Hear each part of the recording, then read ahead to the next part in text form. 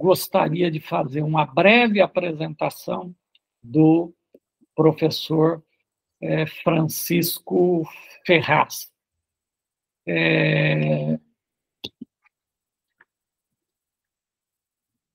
Chico, você quer testar seu microfone? Tá ok? Não, acho que está testando, tá bom, né? Tá, então tá. O professor Francisco Ferraz é graduado em História pela Unesp. Também desenvolveu o seu mestrado pela mesma universidade. E tem doutorado em História Social pela Universidade de São Paulo. Tá? O Francisco, ou Chico, como eu chamo, sempre trabalhou com questões ligadas aos estudos militares, a cooperação entre o Brasil e os Estados Unidos nas questões militares, a participação do Brasil na Segunda Guerra Mundial, estudos sobre os veteranos brasileiros que atuaram na Segunda Guerra Mundial. O Chico é autor de vários livros, dentre os quais eu destacaria o livro A Segunda Guerra Mundial, recentemente publicado pela editora Contexto. Né? Ele publicou também O Brasil na Segunda Guerra Mundial. Então, o Chico tem um trabalho enorme sobre questões ligadas à história militar e à cooperação militar entre o Brasil e os Estados Unidos. E eu ressaltaria, inclusive, que o Chico teve aí uma grande parceria com o falecido professor Frank McCann, que talvez tenha feito algumas das principais, talvez não, com certeza, algumas das principais obras, talvez a principal obra de história militar brasileira. Né? O Chico sempre teve uma grande parceria com ele, inclusive com alguns artigos escritos em conjunto. O Chico pesquisou muito sobre essa cooperação militar Brasil-Estados Unidos, nos Estados Unidos, em arquivos dos Estados Unidos, onde ele desenvolveu pós-doutorado. Tá? E acho que é isso. E Chico é meu grande amigo, professor da Universidade Estadual de Londrina, e temos aí algumas parcerias, e eu fico muito feliz em recebê-lo aqui. Muito obrigado, Chico. Agora é contigo. Boa tarde, Sidney. Boa tarde a todos. Espero que estejam me ouvindo bem. Quero agradecer ao Sidney pelo convite. E, sem mais delongas, eu queria pedir uma licença ao Sidney, porque ele, na conversa que nós tivemos um pouco antes, hoje pela manhã, ele falou que havia instruído os alunos a não interromperem, né? Deixar para as questões para o final. Eu gostaria de começar com uma questão para vocês. Vamos abrir um parênteses uma trégua nessa orientação do Sidney, porque eu queria perguntar a vocês rapidamente, jogo rápido. Nesse momento, que vem à cabeça de vocês quando eu pergunto quais as características atuais dos militares brasileiros? Em uma palavra. Pode Conservadorismo. Falar. Oi? Conservadorismo. Conservadorismo. O que mais? Aristocráticos. Aristocráticos, o que também tem alguma coisa a ver, né, com conservadorismo. Né? O que mais? Golpistas autoritários. Golpistas. O golpista significa que há um esforço, é frequente um esforço de intervenção não democrática na política, né? Então, há um certo intervencionismo. O que mais? A questão do patriotismo. Acho que o 7 de setembro vai explicar muito amanhã sobre isso. Patriotismo. Pelo menos você está querendo dizer a autoimagem de patriotismo ou realmente que considera os militares mais patrióticos, vamos dizer assim, que a maioria civil? Eu acho que a questão da... Acredito que seja a questão da autoimagem, professor. Eu acho que eles querem passar essa imagem para o público, e aí o público, incorporando essa imagem deles, tenta colocar isso em prática, né? A questão do patriotismo, de você amar a pátria, de sermos um só, né? E não temos nossas divergências, sermos todos iguais em relação a isso. Eu acredito que essa questão da imagem em si, a imagem que eles querem passar e querem que a gente reproduza essa imagem como um ideário de proteção à pátria, né? De sempre valorizar a questão da bandeira, entre outros pontos, né? A bandeira nacional já é uma questão patriótica, né? Ordem e progresso, ou seja, eles querem passar essa questão de ordem e progresso e querem que nós respeitemos e colocamos isso em prática. Não podemos esquecer que na história da intervenção militar na política brasileira, o ordem e progresso, ou seja, o lema positivista, está umbilicalmente ligado à própria proclamação da República, à própria República da Espada, ou seja, uma intervenção militar. A República começa com um golpe militar, uma intervenção militar. Vamos só encerrar aqui. Vitor, por favor. Opa, boa tarde. Só comentar sobre essa questão de autoimagem, né? A questão do soberanismo, né? Independente se ele é verdadeiro ou não, imagino muitas vezes falso, mas a questão de defesa da Amazônia e essa questão territorial de fronteiras, né? Bastante particularmente importante para os militares hoje em dia. Né? Ok. Eu não vi ninguém falar de anticomunismo. Até eu penso que fica muito confuso, eles conseguiram com que a gente não entendesse o que é golpe e o que é revolução. A gente fica se perguntando em alguns momentos o que realmente foi golpe e o que é realmente uma revolução. Só para encerrar aqui, Helena? O senhor falou que a gente não falou sobre anticomunismo. Eu acho que está mais implicado na história, desde o golpe, essa parcela anticomunista, do que agora, porque no comunismo eu acho que ele foi tão aglutinado à esquerda que, em geral, ser esquerda já diz que é uma coisa que os militares vão combater. Não acho que, como historicamente, assim, no governo Vargas, Juscelino, Goulart, teve o problema do anticomunismo. Hoje em dia, eu acho que não se enxerga tanto isso. Bom, nós vamos retomar essas questões depois na parte do debate, né? Gostaria de começar realmente com essas características dos militares, que entendemos ser características atuais dos militares, e muitas delas nós vamos ver que são parte de um processo que começa até antes da Guerra Fria. Então, a participação, a intervenção na política, o anticomunismo, essa autoestima, às vezes até exacerbada, e um envolvimento bastante expressivo em funções não militares, em funções civis, substituindo civis, e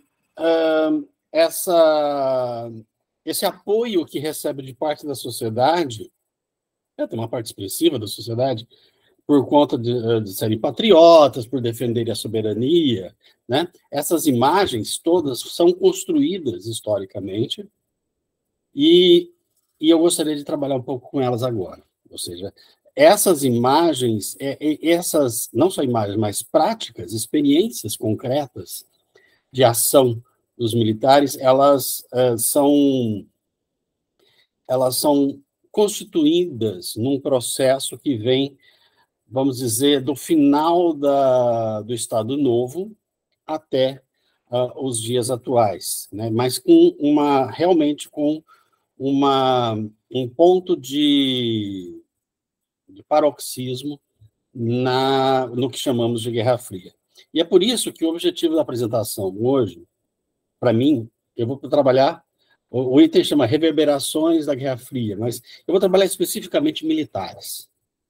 Vamos dizer que é algo que eu mais entendo, né, e é algo que eu posso, a minha contribuição nesse latifúndio, ou minifúndio, né? Assim. Então, é entender os militares brasileiros na Guerra Fria. Então, eu vou dividir em duas partes. Na primeira parte, eu vou trabalhar como a Guerra Fria foi desenvolvida dentro da instituição militar. Um processo que vai produzir uma hegemonia de um grupo ligado a frações da burguesia brasileira, ligado ao ideário da Guerra Fria, inclusive internacional, liderado pelos Estados Unidos, que sufoca, de certa maneira, outras propostas concorrentes dentro das Forças Armadas. Então, constitui-se aí um partido militar em que a ala majoritária e com maior apoio externo vai ganhando força e chega um ponto que vai, após 64, vai expurgar a esquerda militar dentro das Forças Armadas, e ela existiu muito. Então, essa é a primeira parte. A segunda parte, eu vou trabalhar a parte civil, ou seja, quais são as interações entre as Forças Armadas, esses grupos, particularmente, esse grupo que se tornou hegemônico, não só dentro das forças militares, mas que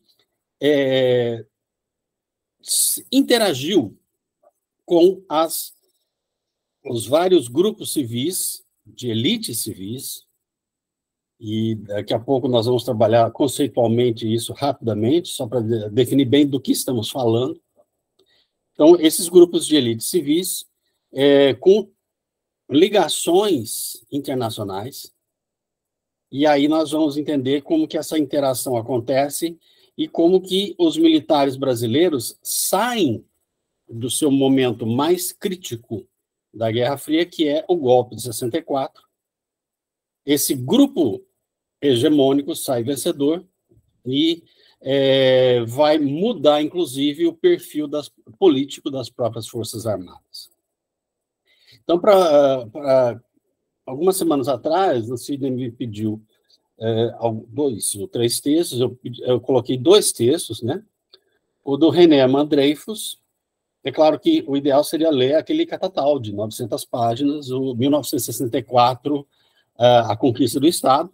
Isso reconheço, é uma tarefa muito impossível, né, em tão pouco tempo, com a atenção e o estudo que merece, mas é um clássico e mostra muito bem esse processo de articulação, principalmente entre as Forças Armadas brasileiras e esse entorno civil brasileiro e também internacional. Eu coloquei no livro Internacional Capitalista, tem um capítulo, que é o capítulo 6, que realmente ele faz uma espécie de um pequeno resumo. Então, além desse, eu também sugeri o artigo de Maurício Broinizzi Pereira, em que eu acho que esse artigo ele tem 2 contribuições interessantes. Ele mostra que os elementos da chamada doutrina da segurança nacional, que basearam, que nortearam as ações dos militares brasileiros à direita durante a Guerra Fria, ela é anterior, a maior parte desses princípios é anterior à Guerra Fria. Na verdade, há uma repaginação e até uma rearticulação, um aprimoramento do ponto de vista doutrinário de ideias já antigas com o anticomunismo que já era anterior à Guerra Fria, dentro das Forças Armadas Brasileiras. Então, nós vamos ver esses fenômenos. Também, o Broinise Pereira chama a atenção dessa interação com os civis que já acontecia antes mesmo da Guerra Fria. Então, eu sugeri esses dois textos para deixar a base. Você me perguntou por que eu não coloquei o livro da minha dissertação de mestrado, A Sombra dos Carvalhos, a Escola Superior de Guerra e a Política no Brasil. Eu deixei o livro agora, hoje de manhã, no Drive, né, vocês podem ver. Mas por que eu não coloquei? Porque eu não conseguia separar um capítulo para isso.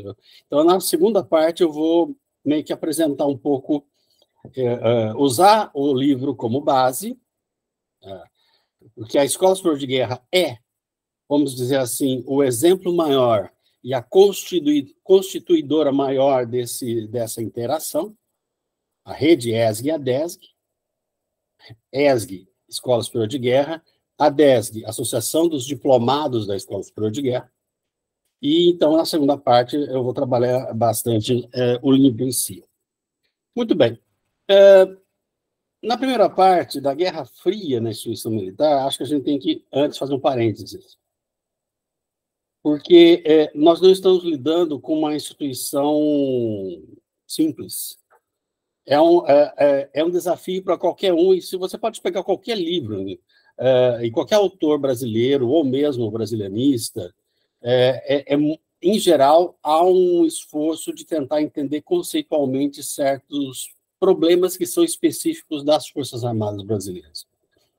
Pega, por exemplo, o José Murilo de Carvalho, escreveu dois ensaios clássicos, um sobre as Forças Armadas entre 1889 e 1930, que ele, em contraposição ao tal do poder moderador, ele chamava a atenção de que as Forças Armadas, nessas primeiras décadas da República, se constituíram em um poder desestabilizador, nada de moderador. Elas não acreditavam nisso nem mesmo depois. As Forças Armadas que sempre se disseram moderadoras. Né? Isso é uma autoimagem. Isso não é algo que não é uma realidade palpável e é facilmente descartável com bastante evidência. Mas voltando, mesmo o José Murilo, ele tenta entender as especificidades da instituição militar, porque ela não é uma instituição aberta, ela é uma instituição fechada. Houve mesmo uma adoção de certos princípios de um cientista político e antropólogo canadense chamado Erving Goffman, que ele escreveu sobre as instituições totais. Mas, para Erving Goffman, a instituição total eram ambientes fechados, totais eram ambientes fechados ao mundo exterior, com alto grau de controle e pouca abertura para o exterior. Aí, o livro dele é sobre manicômios, prisões, conventos. Mas vários cientistas sociais no Brasil e no exterior tentaram adaptar essa perspectiva, exatamente porque a instituição militar ela tem algum quê de totalizante. Os militares, eles não são completamente abertos, eles têm regulamentos próprios, têm um procedimento ético próprio, uma autoimagem que é desenvolvida de dentro para fora da instituição. Até o vocabulário deles chega a ser diferente. Então, não é sim, é afirmativo, positivo, ou não é carro, é viatura. Né? Eu sempre comento assim, olha, até o vocabulário chega a ser diferente. A visão de mundo é diferente, uma visão menos integradora, mais de conflito, do mundo que é um mundo em conflito permanente, e que você tem que estar sempre atento. E também eles criam um conjunto de relações internas, endógenas, e evitam muito as relações exógenas, relações fora do ambiente militar. Foi aí que um antropólogo, que fez um trabalho que eu considero... aliás, eu pus também, eu deixei esse trabalho no Drive, que é uma pesquisa participante, foi um antropólogo que, muito jovem, fez o mestrado dele em antropologia, ele que era filho de general, mas ele não tinha nada a ver, ele era antropólogo da PUC, né? E aí ele resolveu fazer uma pesquisa dentro da Academia Militar das Agulhas Negras, que é onde se formam os cadetes, que é onde se formam os futuros oficiais do Exército Brasileiro. E ele fez pesquisa participante, ou seja, ele foi lá, fardou-se como... teve autorização para isso, claro, né? O pai general ajudou bastante nisso, né? Inclusive chamou a atenção dele, olha, Celso, no mundo militar não chega devagar, não. No mundo militar, ou você enquadra, ou você é enquadrado. Eu acho que acho que esse lema de enquadro, ou você enquadra o mundo militar, ou você é enquadrado, valeria muito bem para o atual governo, para certos comportamentos que o atual governo deveria ter e não está tendo, na minha opinião. Voltando aqui. Então, o Celso Castro foi e entendeu que fez um livro maravilhoso que mostra que dentro da Academia Militar é criado um chamado espírito militar, de preferência para separar o mundo de dentro do mundo de fora. Então, o que ele chama de instituição totalizante, não instituição total, porque ela tem relações com o mundo exterior, mas é uma relação sempre ou de subordinação ou de superioridade do mundo militar em relação ao mundo civil. Então, aí é criada toda aquela autoestima de que o mundo militar é mais honesto, que o mundo militar é mais patriótico, que o mundo militar é mais competente que o mundo civil. Esse processo de construção, na verdade, ele é anterior ao golpe.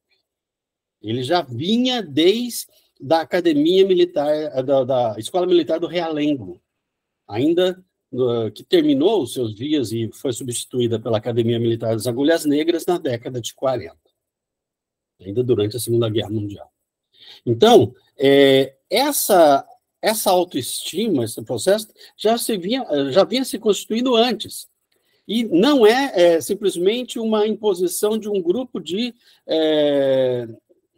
oficiais militares que quiseram impor isso, mas foi, na verdade, um processo de interação com uma sociedade civil que, de certa maneira, normalizou uma relação de que, em algumas circunstâncias ou na necessidade, é bom a gente sempre contar com um militar para botar ordem na casa. Nós vamos ver daqui a pouco que essa relação ela é anterior, ela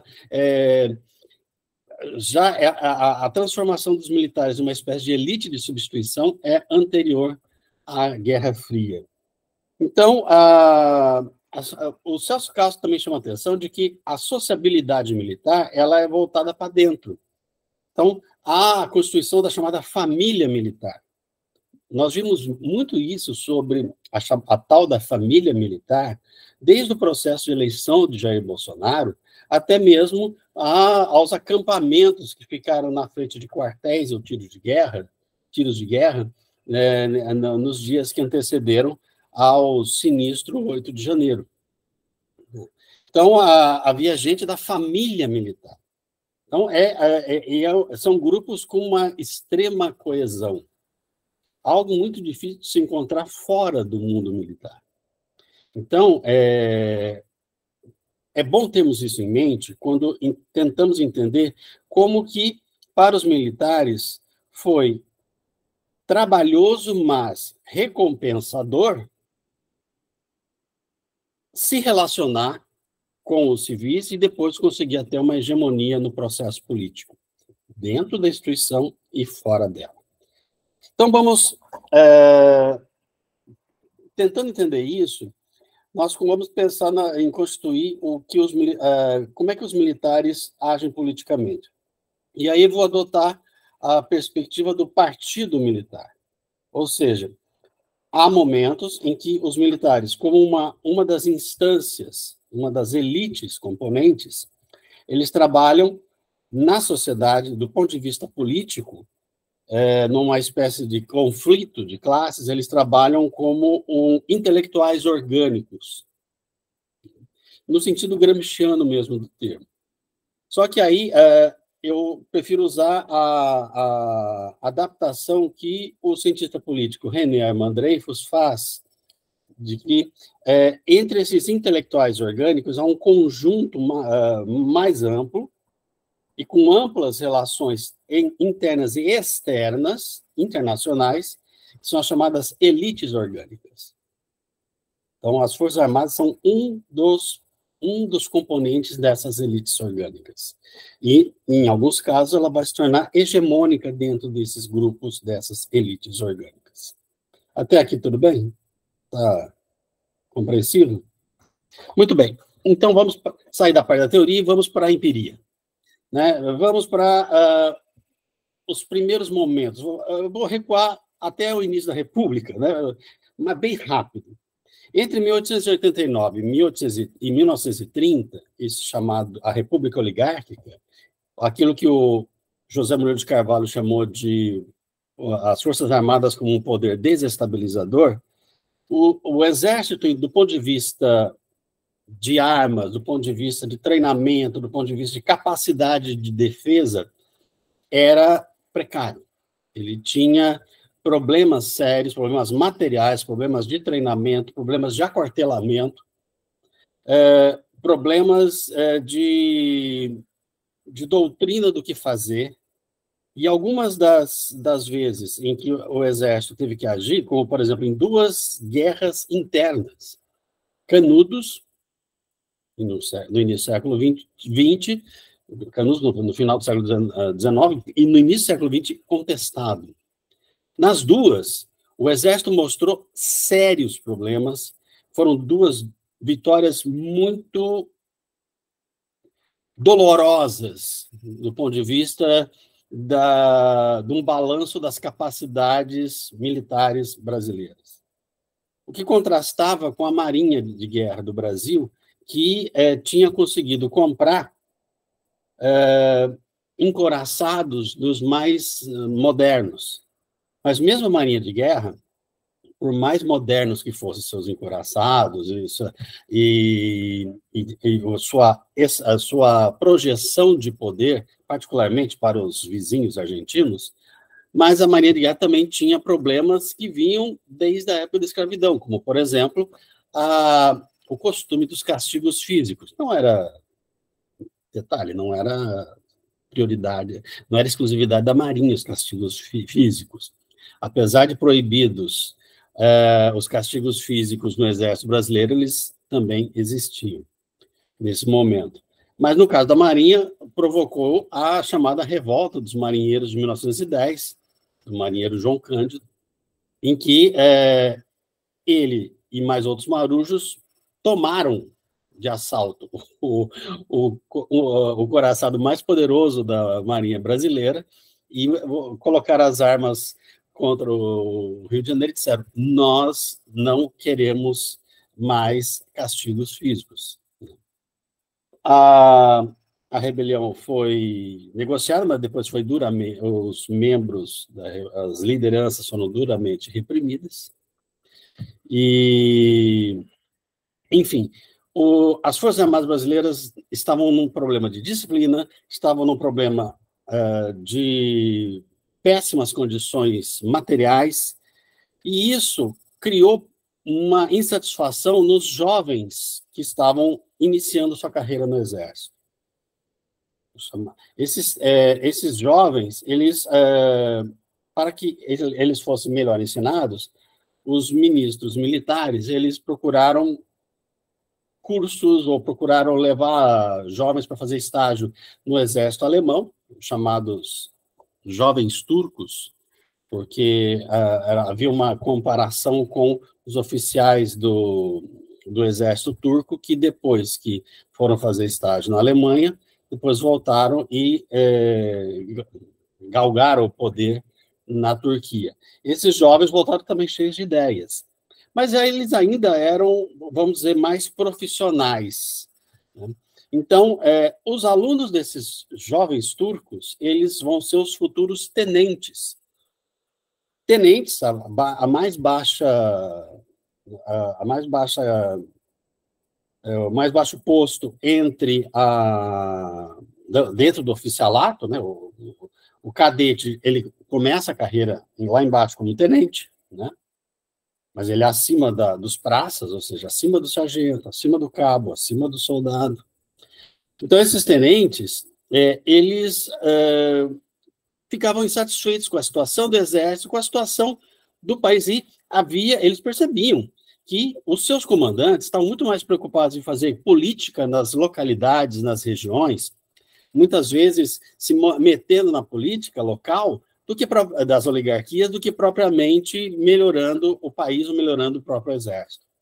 Então, essa junção da luta anti-oligárquica e mais essa ideia de que temos que lutar contra as oligarquias carcomidas e contra os princípios que fazem que o nosso exército seja fraco, levou esses tenentes a várias rebeliões, em 1922, em 1924, e aí as duas reprimidas, né, do Forte de Copacabana e a de 24 em São Paulo, e aí, em 24, como uma das consequências, foi formar um grupo de tenentes que, liderado por Luiz Carlos Prestes e Miguel Costa, eles acabaram desenvolver, na fuga ou ao recuar aqui para o Paraná, eles acabaram iniciando uma chamada Coluna Prestes.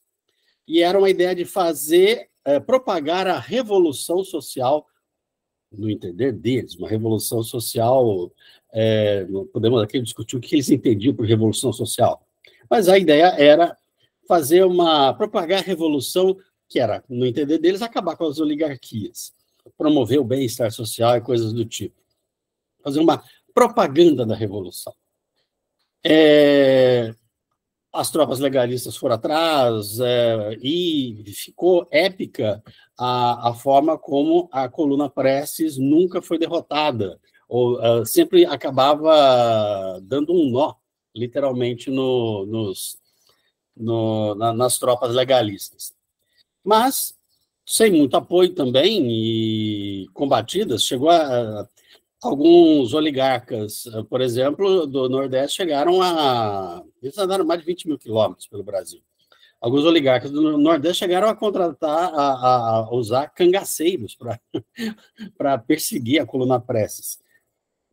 E aí, essa Coluna Prestes, que não tinha uma ideia de esquerda ainda, mas já tinha algumas questões de justiça social entre seus princípios. Essa Coluna Prestes ela é desmanchada, né?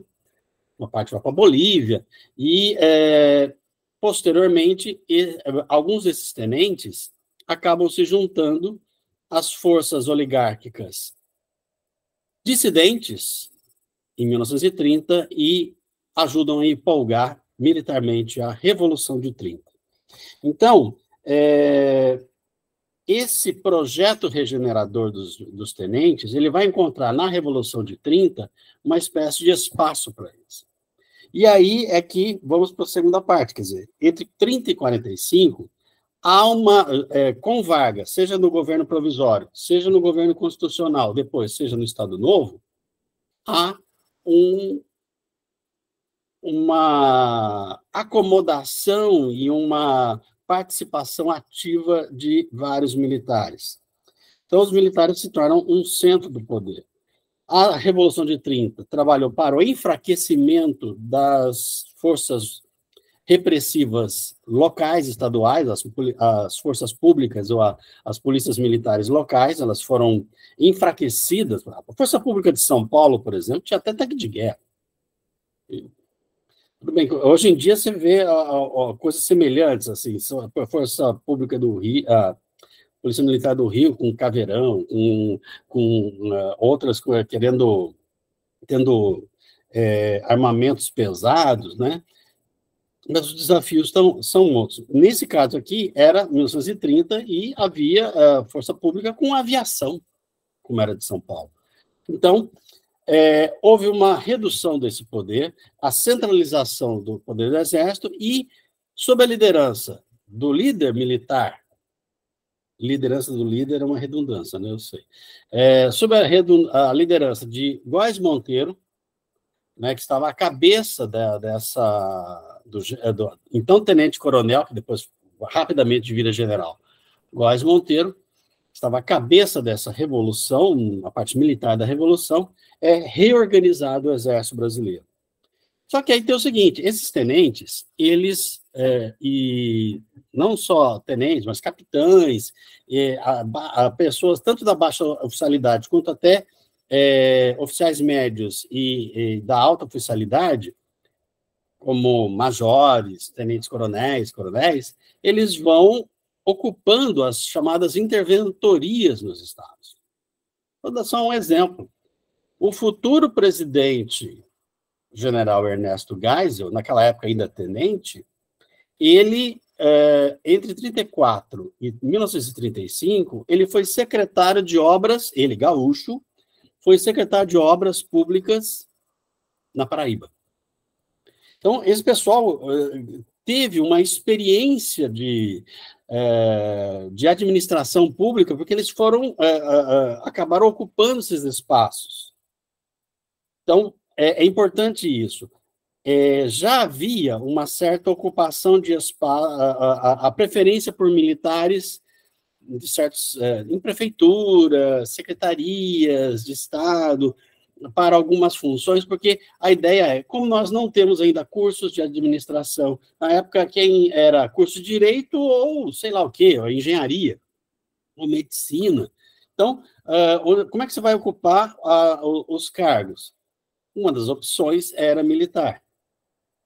Eu digo que os militares, para essas elites, nesse momento, tinham civis, nesse momento, os militares traziam duas vantagens.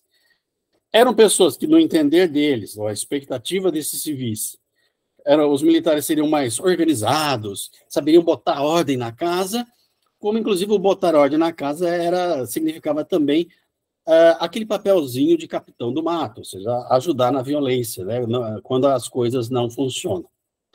Né? Essa perspectiva, quando chega a Revolução de 30, ela vai crescer bastante, mas numa ideia de que os tenentes iam botar ordem no Brasil. Chega a ponto que, no Nordeste, subordinado, as interventorias estavam subordinadas, inclusive, a das lideranças dos tenentes, que era Juarez Távora, que era chamado jocosamente de o vice-rei do Nordeste. Então, essa experiência de ação política e administrativa pública não vai passar em branco para esses grupos. Eles vão ter essa experiência, vão entender que eles têm competência para isso, não pode ser real ou fictício, mas e isso vai ajudando nessa autoimagem. Quando você pensa hoje, por que um Pazuello, um general de logística, vai ser ministro da saúde, aí você pergunta assim, mas de onde vem essa ideia de que qualquer coisa, que um militar de qualquer área pode chegar e desempenhar uma função tão importante num momento tão crítico da história brasileira recente, dessa maneira? Nós temos um longo histórico disso, um longo histórico de ocupação desses espaços. Então, essa ocupação, ela se intensifica entre os anos 30 e 45, e nós vamos ver que isso vai ficar muito maior depois. Só que aí já vai ter uma interação com a elite civil. Entre 30 e 45, você vê uma substituição. A partir da Guerra Fria, você vai ter já com também a emergência de grupos oriundos da expansão do ensino superior para essas áreas de gestão e administração, economia e engenharia, aí eles vão vão se integrar dentro desse processo à medida que a sociedade também se torna mais urbana e mais complexa. Então, só que aí tem o seguinte, junto desse grupo, há também uma esquerda militar que está em ascensão. Aqueles grupos da coluna Prestes, por exemplo, inclusive Luiz Carlos Prestes, que em 1931 adere ao Partido Comunista, e outros grupos, outras lideranças, Gildo Barata, Herculino Cascado e outros, eles vão criando grupos dentro das Forças Armadas, particularmente do Exército, para para uma propaganda revolucionária. E aí, em 1935, eles tentam dar um golpe, fazer uma espécie de rebelião armada. Essa rebelião armada, mal sucedida, mal planejada, e que, hoje a gente sabe, já era de conhecimento das autoridades da repressão, porque havia agentes duplos nessa rebelião de 1935, foi chamada pelas Forças Armadas Brasileiras, pelo Exército Brasileiro, de a intentona comunista. Essa intentona comunista é a base do anticomunismo, vamos dizer, o alicerce básico do anticomunismo no Brasil. Então, esse anticomunismo, ele funciona muito bem, porque eu coloquei um outro texto aí, da Wanda Costa, que chama Com Rancor e com Afeto, Rebeliões Militares nos anos 30, em que ela mostra qual que é o diferencial. Antigamente, eu sei que eu estou me estendendo, eu falei para o Sidney que eu me empolgo, eu sou terrível, né? Mas eu vou ler um trecho que, assim, até a chamada Revolução de 30, a perseguição à coluna Prestes, eram membros do Exército contra membros do Exército. A Revolução de 30 eram legalistas versus revolucionários. A Guerra Civil de 32 também. E não houve uma repressão brutal. Morria relativamente pouca gente nesses conflitos, né? E mesmo aqueles que estavam do outro lado, bandearam para o outro lado, acabavam depois sendo readmitidos. Vou dar só um exemplo disso. Em 1930, na Revolução de 30, o comandante de polícia de Recife foi preso por um sargento, né? E ele era coronel, né? O sargento deu ordem de prisão e o coronel disse: eu tenho que entregar a arma. O senhor fica com a minha pistola, porque preso, como eu serei, não devo ficar armado. Aí o sargento responde: não, coronel, o senhor pode ficar com sua pistola. Aí os oficiais aplaudem. O sargento pede permissão ao comandante preso para mandar trocar a guarda. O coronel recusa. Não, você não tem que pedir permissão para mim, eu sou preso, né? Aí o sargento fala: para mim, o senhor ainda é um coronel do Exército, nós estamos só em lados diferentes da disputa. Isso era antes. Quando vem a intentona comunista, o que acontece? Como o Wanda Costa chama atenção, o Exército criou a ideia de que é uma grande família. Os filhos podem até brigar entre si, mas eles não têm o rompimento final. Eles não se matam entre si. O problema é quando um dos filhos resolve querer matar o pai. O pai quer dizer a pátria. Ou seja, estar a soldo de uma potência estrangeira, no caso a União Soviética, e tentar matar a pátria. Vejam como que foi interpretado isso. Então, esse anticomunismo, o impacto da intentona foi brutal dentro do Exército Brasileiro. Então, nós temos uma das bases principais do anticomunismo, que graça até hoje nas Forças Armadas, por conta disso. Houve uma lenda de que os comunistas rebeldes mataram os soldados nos quartéis quando estavam dormindo nos beliches. Mentira. O relatório Belens Porto, do delegado Belens Porto, que foi o responsável por a apuração dos acontecimentos, mostra muito bem. As mortes que aconteceram em confronto. Não houve uma facada pelas costas, punhalada pelas costas. Punhalada pelas costas me lembra a outra lenda nazista, né? A lenda de que a Alemanha foi apunhalada pelas costas pelos maus alemães no final da Primeira Guerra Mundial, mas isso é outra história. Então,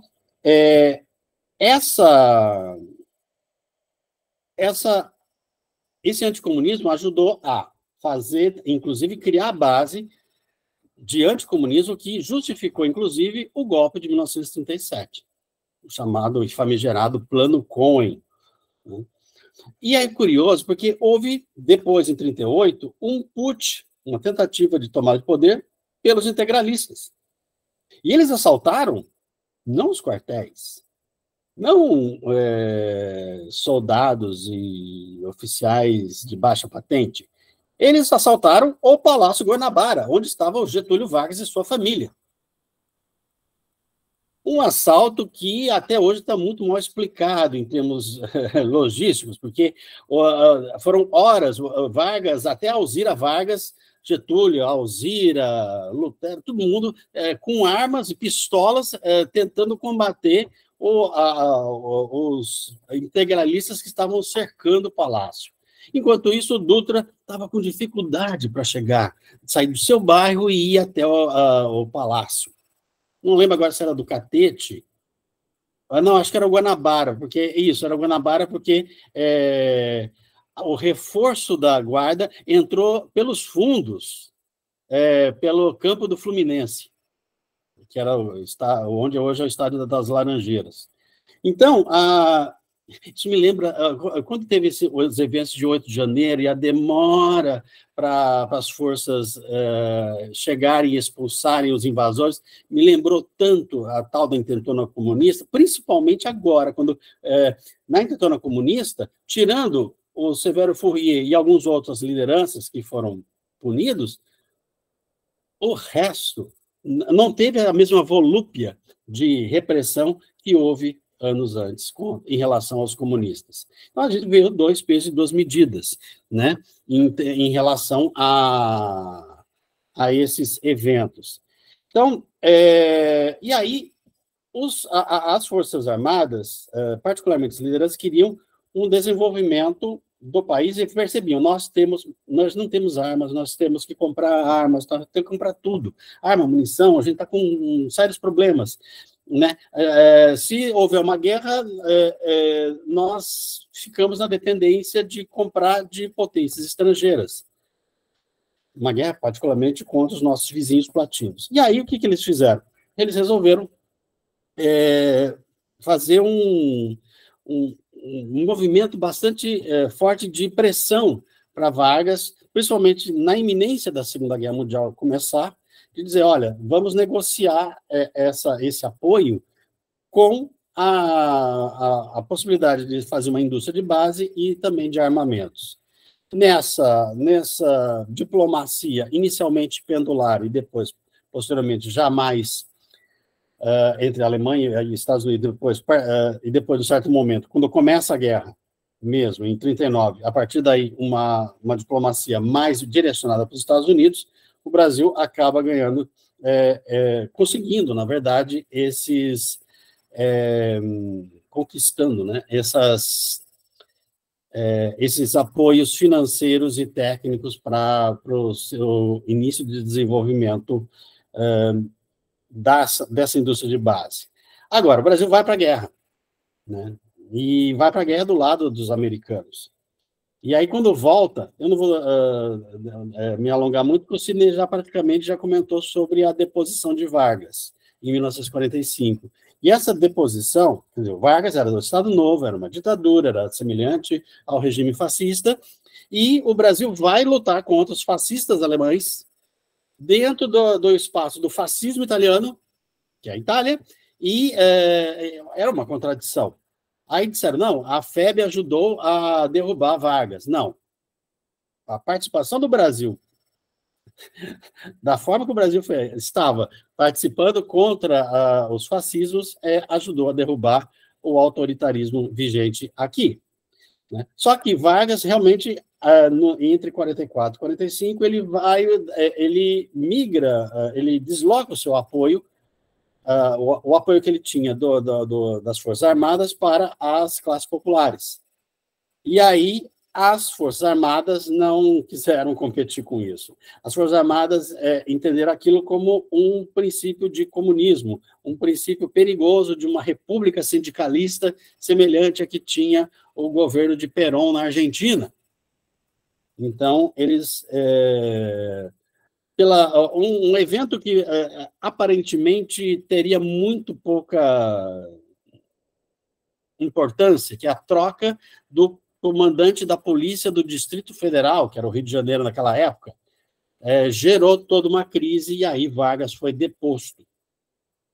Eu pesquisei nos arquivos do National Archives, do Departamento de Estado, os cônsules e embaixadores e funcionários e os informes que eles tinham. Desde o final de 44 já se dizia que se Vargas já está querendo, liderando o processo de voltar à democracia. Se ele quiser voltar e se eleger, a gente dá o golpe. Então, já os americanos já falavam, olha, eles estão avisando que se houver uma continuidade de Vargas, mesmo que com apoio popular, eles interrompem o negócio, interrompem o processo. Então, Vargas é deposto e aí iniciamos a partir da Guerra Fria mesmo. Então, Dutra, o Sidney já comentou muito sobre isso, Dutra assume, ele é eleito, inclusive com apoio de Vargas, por incrível que pareça, né? Participou do golpe contra Vargas, mas se elegeu com o apoio de Vargas. E as Forças Armadas, elas começam a ter uma grande influência com os Estados Unidos. São cursos, são comissões, são programas de treinamento, de equipamento, de armamentos, e a cereja do bolo, que é a constituição de uma escola semelhante ao National War College americano, que é a Escola Superior de Guerra. Há um princípio de adesão, há uma adesão aos princípios da Guerra Fria, mas aí, nesse momento, nós temos dentro das Forças Armadas, pelo menos algumas divisões. Se tem a ala nacionalista, uma ala de oficiais generais, ou oficiais coronéis, ou até dentro o baixo e médio oficialato, nacionalista, que entende que o desenvolvimento do Brasil pós-Segunda Guerra Mundial deve vir pelas próprias forças, com o Estado brasileiro liderando esse processo e não deixando para o capital estrangeiro esse domínio. Há uma ala da esquerda militar que, além desse nacionalismo, ainda propaga a luta de classes e uma futura revolução. Há a ala internacionalista, que é essa mais vinculada com os Estados Unidos, que entende que se deve abrir o país ao capital externo para conseguir ter o que se quer, o desenvolvimento que se quer, mesmo que eles desvalorizam ou diminuem o risco de uma perda de soberania por conta disso. E, por fim, há grupos menores, mais silenciosos, que não são nem internacionalistas, nem muito pró-nacionalistas, eles são anticomunistas, são de direita, anticomunistas e antiliberais. Eles não querem saber não pode ser chamado de nacionalistas, mas eles não querem saber eles não têm boas relações com o aparelho de Estado americano. Então, são grupos diferentes, com relações diferentes em relação ao establishment militar americano e que isso vai ser definido dentro do âmbito da Guerra Fria. Então, concluindo, essa parte, as forças militares brasileiras se fortalecem organizacional e politicamente, tenderam a atribuir a si mesmas o papel de elite de substituição, colocando-se como sustentáculo da manutenção de relações de dominação e acumulação capitalista, e, por vezes, assumindo papéis fundamentais nas lutas pela hegemonia da sociedade. Essa é uma citação que eu faço de um dos melhores pesquisadores sobre essas relações das Forças Armadas do Brasil, dos anos 40 e 50, que é o professor Eliezer Riso de Oliveira.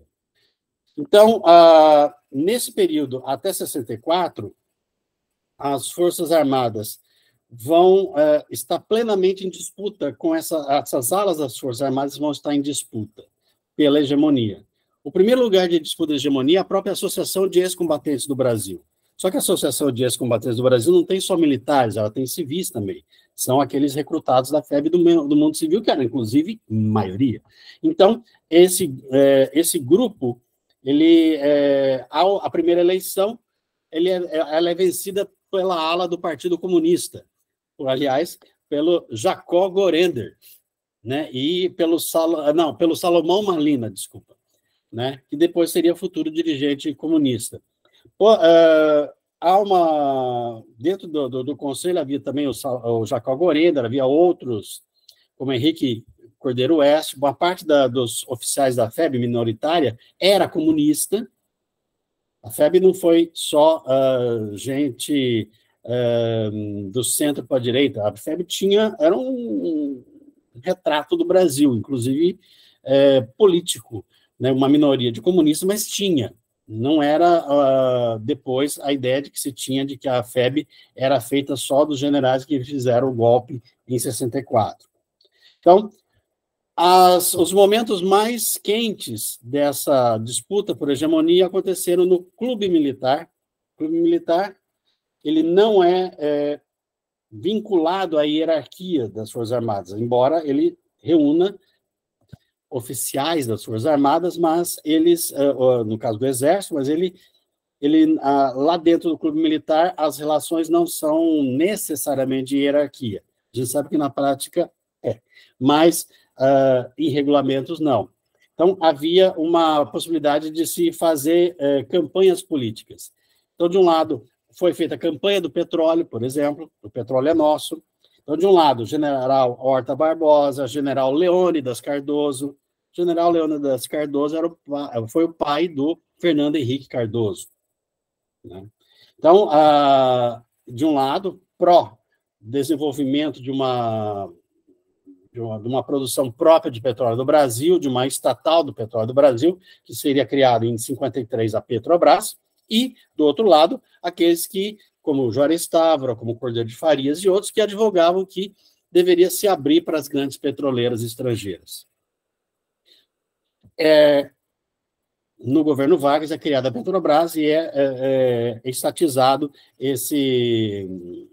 essas ações do petróleo. Da mesma maneira, só para ficar mais rápido, né? A energia nuclear. A energia nuclear é muito interessante, porque havia, logo depois da bomba atômica, se desenvolve a pesquisa nuclear também para a geração de energia. E aí, o Brasil, com reservas de urânio, poderia estar bem situado nesse processo. E aí havia também uma divisão. Gente que dizia, não, eles têm a tecnologia, a gente vende urânio e pega o que eles fizerem. E outros dizendo, não, vamos desenvolver nossa tecnologia aqui, mesmo que, mas vai custar muito. Nada fica sem custo. Agora, pelo menos, nós teremos o desenvolvimento. Um dos líderes dessa visão nacionalista do desenvolvimento da energia nuclear foi o almirante Álvaro Alberto. O almirante Álvaro Alberto, no governo Vargas, acaba criando o que chamamos hoje de Conselho Nacional de Pesquisa Científica, o CNPq, foi o seu primeiro dirigente. Até hoje, o prêmio de melhor pesquisa de todas as áreas, anualmente concedido pelo CNPq a um pesquisador, chama-se Prêmio Almirante Álvaro Alberto. Ou seja, os militares brasileiros participaram ativamente da construção de uma infraestrutura. Então, dizer, militar é sempre de direita. Não, isso não é bem verdade. Na verdade, havia divisões. Nesse momento, um lado mais nacionalista estava vencendo. Mas esse lado nacionalista começou a ser combatido com muito mais vigor e com apoio também do mundo civil, né? Principalmente as chamadas forças vivas do mundo civil. Então, nós tivemos aí uma sucessão, entre 54 até 61, uma sucessão de golpes frustrados. Em 54, o golpe que culmina, o golpe frustrado que culmina com o suicídio de Getúlio. Em 55, na sucessão de Getúlio, depois que JK ganha, aí disseram, não, houve fraude, não teve maioria absoluta, ele não pode governar, ele não pode ser empossado. Aí o general Lott faz o chamado contragolpe, o golpe preventivo, para evitar que os militares de outra ala pudessem agir e dar o golpe contra a posse de JK. Em 56, há o levante de de Aragarças, e em que também era da aeronáutica, um protesto contra a posse de JK, e em 59, em Jacareacanga, outro levante da mesma aeronáutica, que tentou retomar aquela luta de Aragarças e também foi reprimido. E em 1961, o chamado golpe da pós-renúncia de Jânio Quadros presidente, João Goulart vice, ambos de partidos diferentes, a legislação eleitoral daquela época permitia isso, e aí o Jânio renuncia esperando que os militares, as forças vivas da política brasileira, dessem pleno poder a ele. Não deram. Só que o vice era quem? João Goulart, considerado comunista, e João Goulart estava na China, em viagem, em visita oficial. Então, os três oficiais generais, um da Aeronáutica, um da Marinha e o outro do Exército, declararam publicamente que não deixariam João Goulart assumir o poder. A crise, por um momento, esse golpe poderia ter dado certo, mas uma parte do Exército não foi. Foi justamente a parte mais forte, que foi o Terceiro Exército, que era do Rio Grande do Sul, onde se concentravam a maior parte das tropas naquela época do Brasil, porque era a fronteira com a Argentina. Então, o comandante do Terceiro Exército disse, não, vamos cumprir a lei. Se a lei e a Constituição diz o vice assume, o vice deverá assumir. Então, ele se posta ao lado do governador do Rio Grande do Sul, Leonel Brizola, e João Goulart acaba, num acordo, o Brasil vira parlamentarista e depois, com plebiscito, retoma o presidencialismo. Aí Goulart governa, mas governa sob uma intensa crise até o golpe de 64. Até aqui, tudo bem? Eu vou tentar fazer terminar, porque eu me empolguei aqui na parte dos militares, mas eu vou tentar resumir. Oi. Chico, não, se você precisar falar um pouco mais, fique tranquilo. Aí depois apenas a gente compacta um pouco mais a parte das questões, e se for necessário alguma questão que não der para responder, a gente pode se dar trabalho de casa, o pessoal pode escrever ou gravar e depois você responde, coisa assim. Tá. Mas agora acho que agora fica mais fácil, porque quando vamos falar a segunda parte, a Guerra Fria, e a interação entre civis e militares, vamos começar do começo. Mesmo antes Quer dizer, logo depois da Primeira Guerra Mundial, surgiu, principalmente nos Estados Unidos e na Inglaterra, grupos, comissões, conselhos que reuniam empresários, burocratas, funcionários do governo e estudiosos de diversos tipos para articulação em torno das políticas do pós-Primeira Guerra Mundial. Então, foram aí que surgiram os Round Table Groups, né, os grupos de mesa redonda, e o Council of Foreign Relations, nos Estados Unidos. Era uma das primeiras tentativas de reunir industriais, banqueiros, militares e burocratas de Estado dentro do mesmo espaço para discutir e propor medidas. É aquilo que hoje chamamos de think tank, né? Que existem até hoje, e geralmente não são... É raro ter um think tank de esquerda. Em geral, vamos dizer que 98% são think tanks que são bem financiados também, né, que fazem esse trabalho para a sobrevivência ou a expansão do capitalismo atual. Então, só que após a Segunda Guerra Mundial, e como a Segunda Guerra Mundial foi uma guerra total, em todos os sentidos, e não só total, porque consumiu todas as energias culturais, materiais, emocionais, físicas, humanas, produtivas das sociedades beligerantes, e mesmo das que não estavam diretamente em guerra. Mas a Segunda Guerra Mundial foi, como o próprio nome diz, realmente mundial. Então, houve um impacto muito grande. Então, a partir da Segunda Guerra Mundial, qualquer evento mundial pode ter, sim, um reflexo ou um impacto, mesmo que seja no caso de ser um exemplo para outras ações em outros lugares. Ela foi mundial, como eu digo no meu livro, A Segunda Guerra Mundial. Ela foi mundial, foi total e foi interdependente. Por que interdependente? Porque o que era, durante a guerra, era feito num lugar, ele tinha repercussões diretamente no outro. Né? O que uma atividade como, por exemplo, a ciência. A ciência era desenvolvida, ela não desenvolvia em si, ela tinha uma atividade para a guerra.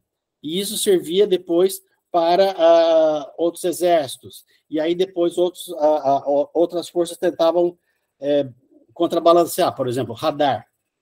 Desenvolvimento de radares, o próprio desenvolvimento da bomba atômica. Quem não assistiu ainda ao filme Oppenheimer, eu recomendo vivamente que assista para ver como foi essa competição, assim, para ter uma ideia e inclusive como querer ler mais sobre essa corrida para a confecção de um artefato nuclear. Então, essa interdependência, esse caráter mundial, esse caráter total, ele requisitava das principais potências, particularmente dos Estados Unidos, a potência vencedora, aquela que hegemonizou o mundo capitalista no pós-Segunda Guerra. Isso requeriu dos Estados Unidos e dos seus parceiros uma multiplicação desses grupos. Então, para treinamento, formação, aperfeiçoamento de pessoal altamente profissionalizado e proficiente, tanto em assuntos estratégicos quanto internacionais. Inclusive, gente das humanidades. Eu estou um projeto que acabou agora recentemente, a ideia nossa é começar a publicar agora, como que como as humanidades dos Estados Unidos se desenvolveram durante a Segunda Guerra Mundial e como que elas participaram ativamente na guerra.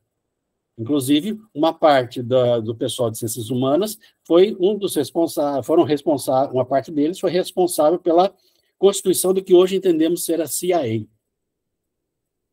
que era antigamente o OSS durante a Segunda Guerra Mundial, o Office of Strategic Services, e que tinha gente, principalmente os consultores e aquele pessoal que dava os informes, eram basicamente gente de ciências humanas, inclusive muitos historiadores. Então, esses grupos começaram a se articular agora para o pós-guerra, para esse desenvolvimento de um novo tipo de sociedade. Então, o sistema educacional militar americano não ia ficar por fora disso. Pelo contrário, ele se adaptou a essas transformações, investindo nessa perspectiva integracionista.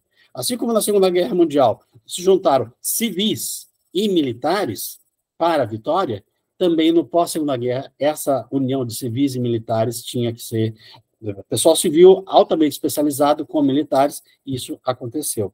Então, foi criado o National War College, que tinha ele era aberto para alunos civis, poucos, e militares, mas havia essa interface, e o Industrial College of Armed Forces, que era mais voltado para a mobilização dos recursos materiais, para cursos dessa mobilização de recursos materiais da nação, para uma eventual terceira guerra.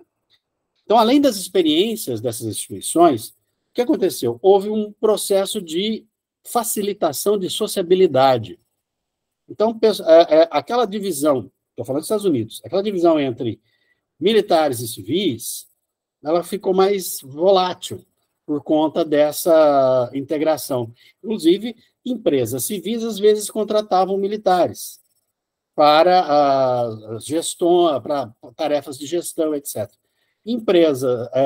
Forças Armadas, muitas vezes, contratavam civis, como pareceristas, consultores, ou professores, ou funcionários. Então, ao final da década de 40, nesse bojo da estratégia militar, os Estados Unidos empenharam em disseminar esses empreendimentos multilateralmente em todo o mundo. E um desses casos foi quando, logo depois que foi implantado a Organização do Tratado do Atlântico Norte, a OTAN, foi criado um college da OTAN, o NATO's Defense College, né? Então, esse é um colégio militar, um colégio de defesa, na verdade, da OTAN. E era a mesma coisa, civis e militares. Então, esse NTO, vou falar NATO's College, foi instalado em 1951 e foi inspirado, segundo seus criadores, pelo National War College americano, pelo Imperial Defense College inglês e pelo Instituto of Etudes de Defense Nacional francês. A analogia em relação a essas instituições advinha também do seu funcionamento. Nelas se matriculavam oficiais superiores e altos funcionários civis indicados pelos componentes da OTAN, por um período de 1 ano letivo. 1 ano letivo, civis e militares, pessoas escolhidas de acordo com processos seletivos de perfis politicamente desejáveis. Já já a gente vai ver que a Escola Superior de Guerra vai ser igualzinha, né? E no caso da América do Sul, né, da América Latina, dois eventos, um da América Latina e um do Brasil. Em 1947, o Sidney falou, o Tratado Interamericano de Assistência Recíproca, o TIAR, que foi instituído pela Conferência Interamericana de Manutenção e Paz no Continente. Então, ele dizia que era uma política de defesa, se uma nação latino-americana, em geral, das Américas, fosse atacada, haveria uma pronta resposta. Só que o que fosse atacado tinha uma cláusula dizendo assim, inclusive formas não armadas, ou seja, ideologicamente. Isso criava uma liberalidade para a intervenção que realmente era muito perigosa. Em 1952, é sancionado o Acordo Militar Brasil-Argentino.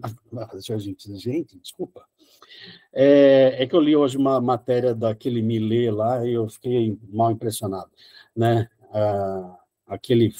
Espero que não seja eleito na Argentina.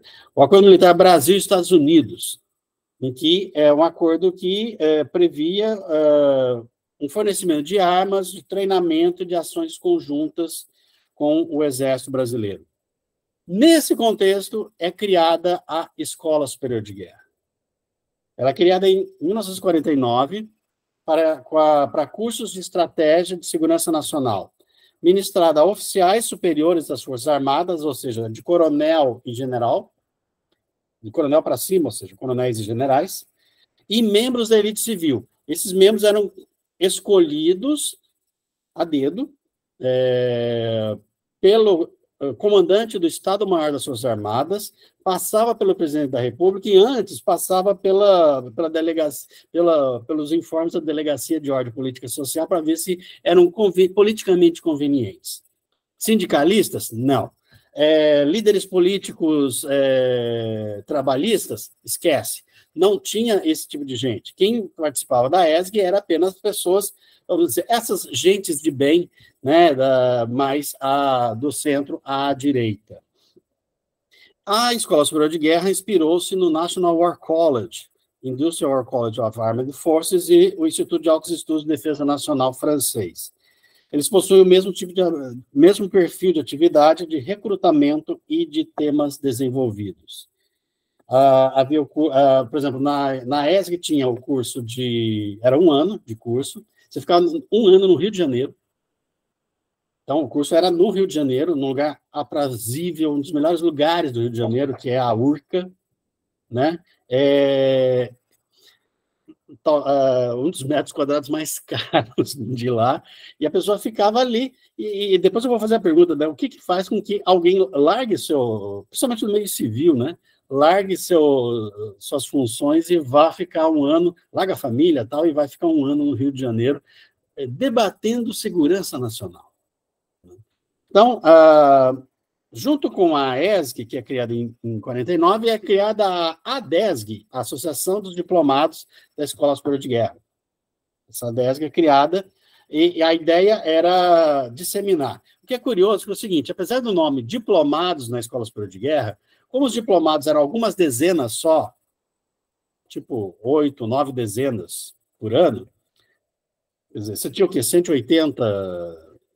200 diplomados em 51, não havia, no máximo, né? Não havia tanta gente assim, mas como é que vai disseminar? Não precisa ser diplomado, na verdade o importante é disseminar o curso, disseminar as ideias, disseminar os contatos. Então isso teve uma capilaridade que chegou a ter várias dezenas de delegacias regionais. Eu não sei se Maringá tem. Londrina tem até hoje uma delegacia regional da ADESG aqui em Londrina. Então, e é uma visão sistêmica, né? A ADESG, ela pulveriza, ela capilariza essas ideias. E que ideias são essas? As ideias, a doutrina da ESG é basicamente a doutrina de segurança nacional que interliga segurança e desenvolvimento. A segurança nacional é identificada como a mobilização do potencial econômico e psicossocial da nação. Tudo bem. É baseado na militarização do poder estatal, até porque se baseia na crença de que as Forças Armadas são as únicas instituições capazes de promover a organização nacional. Um Estado forte e dirigido por uma elite para superar os obstáculos ao desenvolvimento, e isso também vem o corolário, a inaptidão da população brasileira de autogovernar-se. Finalmente, um caráter latino-americano, porque essa doutrina da segurança nacional não é só brasileira, mas ela se adapta em toda a América Latina, então em vários setores, basicamente a ideia da contra-insurgência e da inversão da máxima de Clausewitz. Ao invés de a guerra ser a política por outros meios, no caso da doutrina de segurança nacional, a política é a guerra por outros meios. Né? Então, até os anos 40, os militares ocupavam parte das funções de administração e gestão pública. Mas, e aí começa a multiplicar isso. E essa integração começa a ficar muito forte. Um exemplo disso